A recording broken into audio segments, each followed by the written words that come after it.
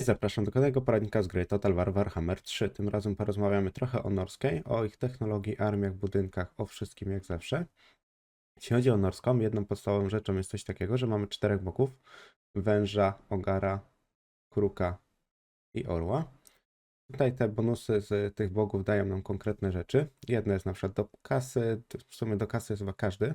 Jedna jest do uzupełniania strat, jedna jest tam do jakichś pancerzy, walki, rekrutowanych lordów i tak dalej, i tak dalej. Na końcu każdej ścieżki otrzymujemy unikatowego bohatera, który po prostu będzie nam, znaczy to jest w sumie bohater, nie lord, pamiętaj. On wtedy dochodzi do głównej armii, na przykład ten gościu co tutaj. I on jest dosyć mocny, więc to jest dosyć fajny plus. Jak wbijać te punkty? Punkty wbijasz na zasadzie, jak tutaj zaatakuję, to będę to miasto. Masz zasadę, że możesz wybrać sobie zburzyć dla danego boga. Musisz pamiętać o tym, że jeśli wbijesz na przykład do węża, dostaniesz 6 punktów do węża, ale z wszystkich innych ci odejmuje -2.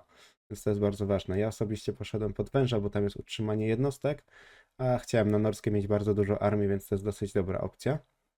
Więc jeśli to zrobisz, no to wtedy jest ok. To jest najważniejsza rzecz z takiej norskiej podstawy.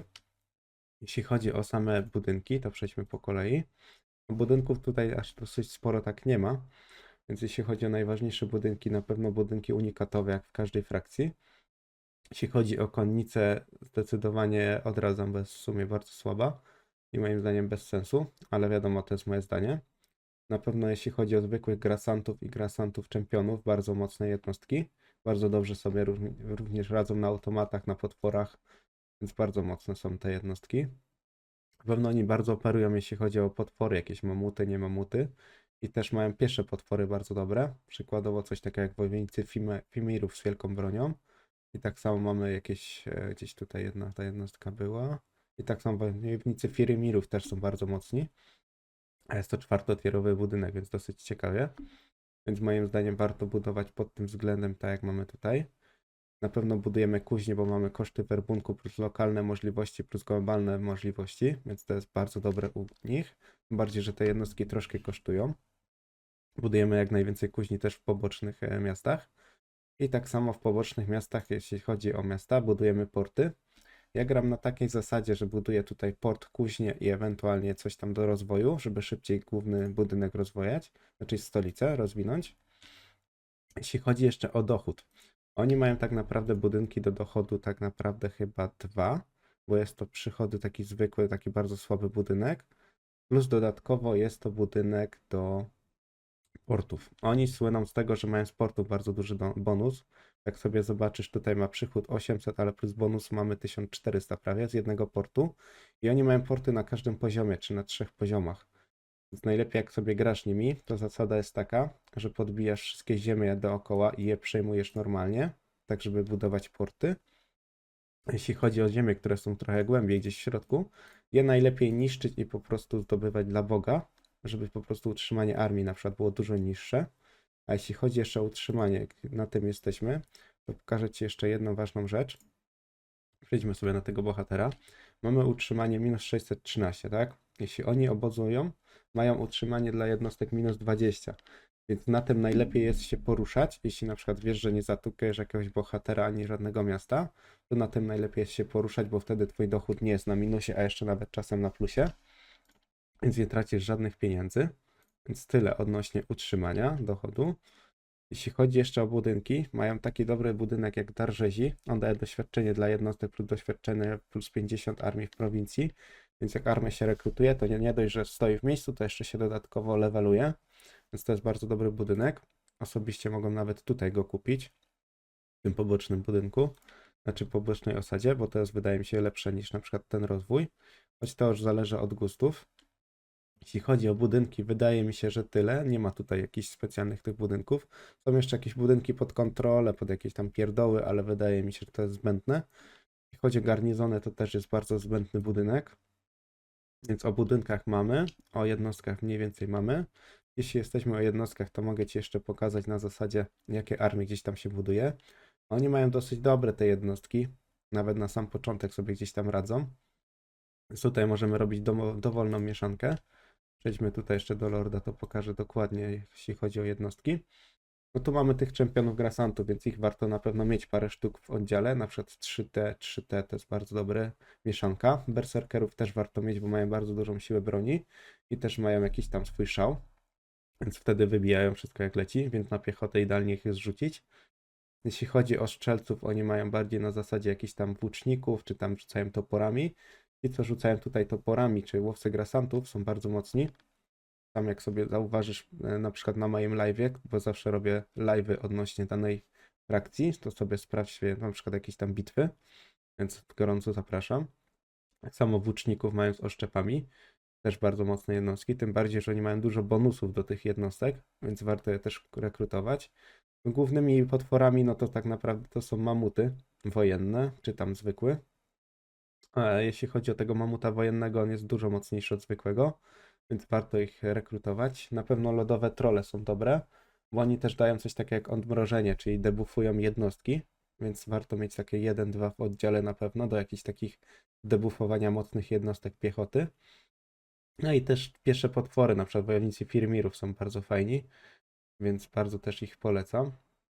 Jeśli chodzi o jakieś te dzikie mantykory, jakieś te pierdoły, to wydaje mi się, że bez sensu. Rydwany też są bardzo słabe. Jedyny początek rydwanów jest dobry, jeśli chcemy na przykład dorwać jakąś artylerię, ewentualnie jakąś słabą piechotę, na przykład jakichś strzelców, myśliwych czy coś tam, więc to też się na pewno opłaca. Jeśli chodzi o armię, to wydaje mi się, że chyba tyle. Tu przykładowo masz pokazane, jakie masz armie zrobione, znaczy jakie ja mam zrobione armie.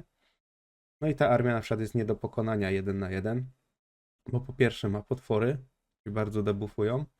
Tak samo mamy piesze potwory, które też debuffują. Mamy berserkerów, którzy wpadają w szał.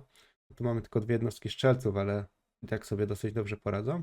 No i bardzo ciężka, mocna piechota, która jest nie do przebicia. Na przykład taki chaos, czy tam norska, bardzo łatwo ulegają im. Tak samo jakieś imperium. No na przykład jak walczyłem tutaj z chaosem, bardzo szybko oni padali, więc nie mieli po prostu żadnej siły obrony. Wiadomo, jeśli rekrutujesz tych najgorszych grasantów na początku, no to ta armia będzie bardzo ciężka do pokonania, na przykład jakaś chaosu, więc na to musisz też zwrócić uwagę. Na pewno zwracaj uwagę na te obozowanie, jak widzisz, tutaj zmieniłem na głównym lordzie i automatycznie wskoczyło z minus 600 na plus 600, więc to jest dobra opcja.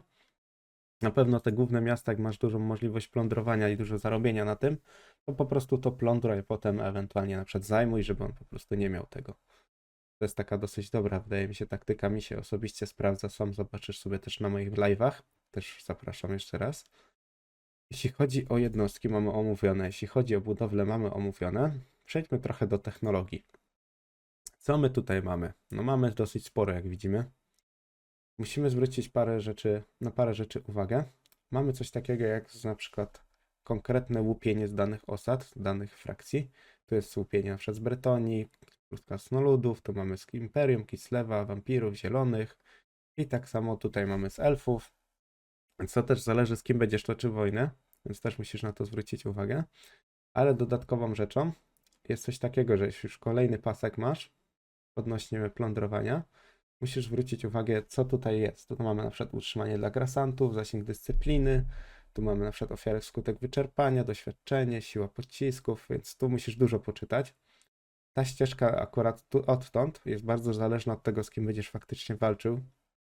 Jeśli chodzi o ogólnie norską, początek mają bardzo trudny, ale potem jak się rozhulają, no to wydaje mi się, że jest bardzo ciężko ich zatrzymać, albo ich się po prostu nawet nie da zatrzymać. Bo po pierwsze tych armii jest dużo, jeśli jadą na obozowaniu, możesz dużo rekrutować armii, nie masz debetu, jeśli chodzi o kasę. A jeśli chodzi o te początkowe, jakieś na przykład talenty, technologie, no to ja osobiście poszedłem w koszt werbunku dla grasantów, bo z początku kasy jest mało, bo jak masz mało portów, nie masz bonusów do portów, to jest bardzo ciężko, więc to na pewno warto sobie gdzieś tam wziąć.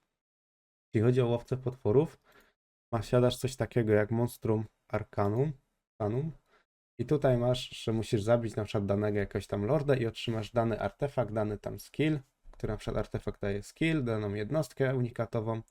Ja osobiście trochę nie wiem, o co tutaj chodzi. Tutaj z tego co zauważyłem, musisz gdzieś tam dorwać danego lorda unikatowego i go zabić i wtedy otrzymujesz regiment, bo oni za bardzo regimentów nie posiadają. Tylko dlatego jeśli zrobisz ten zadanie, to wtedy on otrzymuje ten regiment. Więc wydaje mi się, że to jest trochę zabawy z tym, na pewno trzeba by poczytać więcej, więc o tym Ci niestety nie opowiem. Potem tak samo mamy jakieś siła broni, plus 10% dla gresantów. Bardzo dobry perk, tym bardziej na początek. Na przykład amunicja dystansowa, bardzo szybko im amunicja schodzi, więc na to musisz zwrócić na pewno uwagę, więc nie rób bardzo dużo tych strzelców, żeby potem się trochę nie zdziwić. Tak samo pancerz dla gresantów, tutaj mamy do szarży, ja na przykład tego nie kupowałem, bo nie używam za bardzo jednostek jakichś rydwanów, bo są wydaje mi się bardzo słabe. Więc jeśli chodzi o technologię, to tyle. Jeśli chodzi o lordów, to mamy tutaj dwóch do wyborów. Jest to tak naprawdę, jak on tutaj się nazywa, Wulfric. I tak samo jest to lord ten tutaj, Rock. Jest to troll, zaczyna on z lodowymi trollami, zaczyna on z tej strony mapy, a Wulfric zaczyna tutaj.